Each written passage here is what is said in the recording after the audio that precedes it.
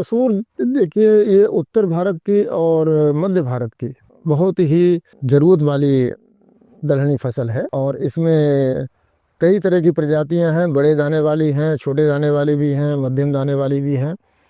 और अवधि में 110-120 दिन से लेके 130-40 दिन तक की अवधि की प्रजातियां हैं। और अब तो डिसीज रेसिस्टेंट प्रजातियां भी आ गई हैं। इसमें विल्ट है, ब्लाइट है, ये बहुत ज़्यादा लगती है। उकटा रोग जिसको कहते हैं, उकटा रोग है, झुलसा रोग है, ये मसूर में ज़्यादा लगते हैं। तो इसके लिए अनेक प्रजातियां जो है विकसित की गई हैं। पंतनगर कृषि विश्वविद्यालय ने किया है, नरेंद्र कृषि विश्वविद्यालय ने किया है, कानपुर ने किया है, IIPR कानपुर में है, Indian institute of policy research, उन्होंने किया है। देश के अनेक शोध संस्थान जो है इस पे काम किए हैं और अच्छी प्रजातियां की गई हैं। लेकिन मेरा ये मानना है, जो अनुभव अभी तक का बताता है, कि इसमें अच्छी प्रजातियों में जो प्रजातियां पंतनगर कृषि विश्वविद्यालय ने विकसित की हैं मसूर में, उनका कोई तोड़ नहीं है। वो प्रजातियां जो हैं बिल्ट के लिए, ब्लाइट के लिए, इन रोगों के लिए अवरोधी हैं और अधिक पैदावार देती हैं। और छोटे दाने वाली प्रजाति खासतौर से पंत मसूर 8 जो है, वो उसका बहुत बड़ा क्षेत्रफल है, बहुत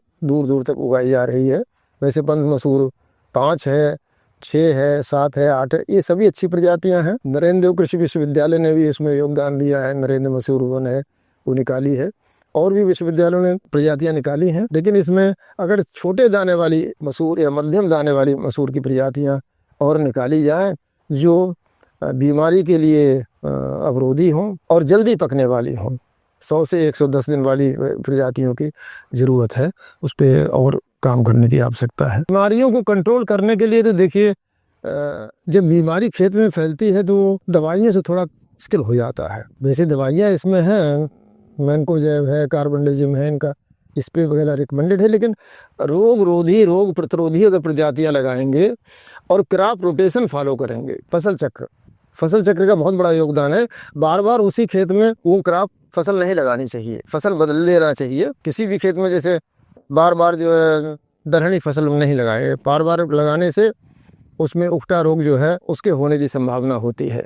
तो एक तो ये खेत का चयन होना चाहिए और अच्छी वैरायटी का चयन होना चाहिए। अगर ये करेंगे तो मेरी समझ से बहुत जो है दवा वगैरह छिड़कने की ज़रूरत नहीं पड़ेगी।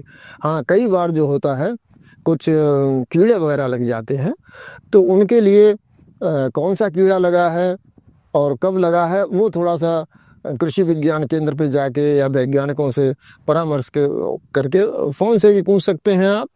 और वहाँ जाके अगर नज़दीक में है तो कृषि विज्ञान केंद्र पे ले जाएं, अपने पेड़ के पौधों के सैंपल जो हैं उनको दिखाएं कि साहब ये हमारी फसल की स्थिति है, इतने दिन की फसल है और ये इसमें बीमारी लगी है, ये कीड़ा लगा है, तो बताइए कौन सा उचित जो है हमको कीटनाशक छिड़कना चाहिए। तो वहाँ से सलाह जो है लेनी चाहिए और रिक्वायरमेंट के हिसाब से ही दवा छिड़कें। ज़रूरत से ज़्यादा दवा छिड़कने की आवश्यकता नहीं है।